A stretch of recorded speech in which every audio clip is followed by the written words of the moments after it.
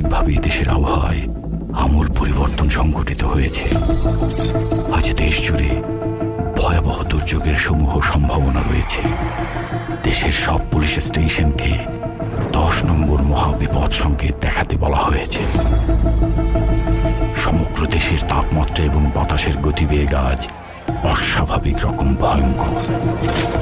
সমগ্র দেশবাসীকে তাই আজ যে যেখানে অবস্থান করছেন সেখানেই অবস্থান করতে অনুরোধ জানানো যাচ্ছে।